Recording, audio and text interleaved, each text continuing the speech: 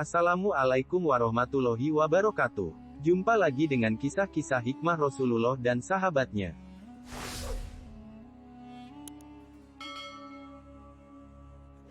Kisah kali ini tentang Abdurrahman bin Auf yang selalu gagal menjadi orang miskin.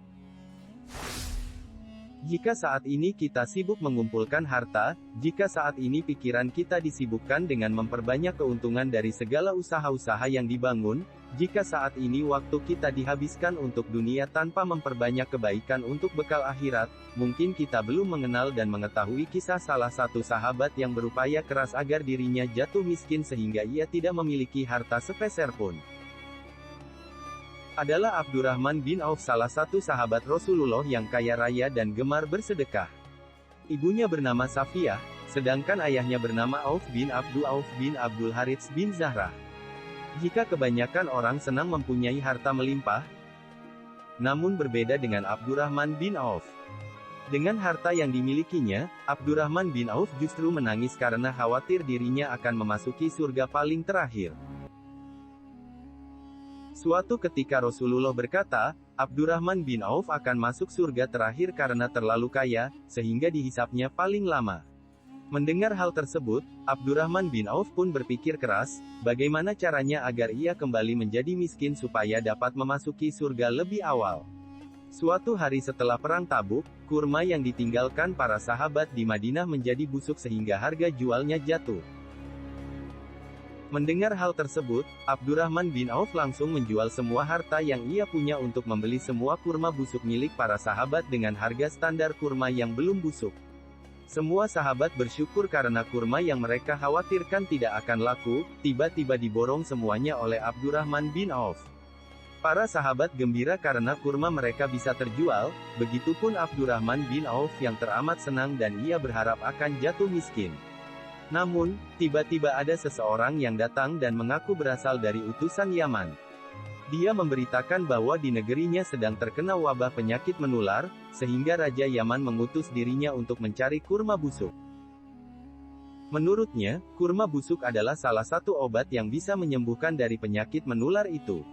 Akhirnya utusan Raja Yaman tersebut memborong semua kurma milik Abdurrahman bin Auf dengan harga 10 kali lipat dari harga kurma biasa. Di saat Abdurrahman bin Auf merelakan semua hartanya agar ia jatuh miskin, di saat itu pula Allah memberikan keberlimpahan harta berkali-kali lipat untuknya. Suatu hari Abdurrahman bin Auf diberi makanan, padahal ia sedang berpuasa.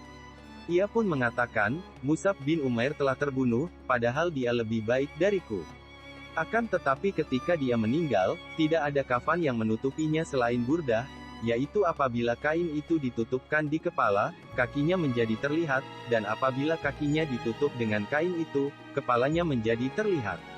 Demikian pula dengan Hamzah, dia juga terbunuh, padahal dia lebih baik dariku. Ketika meninggal, tidak ada kafan yang menutupinya selain burdah. Aku khawatir balasan kebaikan-kebaikanku diberikan di dunia ini, kemudian dia menangis lalu meninggalkan makanan tersebut. Di sisi lain, Naufal bin Al-Huzali berkata, Abdurrahman bin Auf teman bergaul kami. Beliau adalah sebaik-baik teman. Suatu hari dia pulang ke rumahnya dan mandi. Setelah itu dia keluar, ia datang kepada kami dengan membawa wadah makanan berisi roti dan daging, dan kemudian dia menangis. Kami bertanya, wahai Abu Muhammad, apa yang menyebabkan kamu menangis?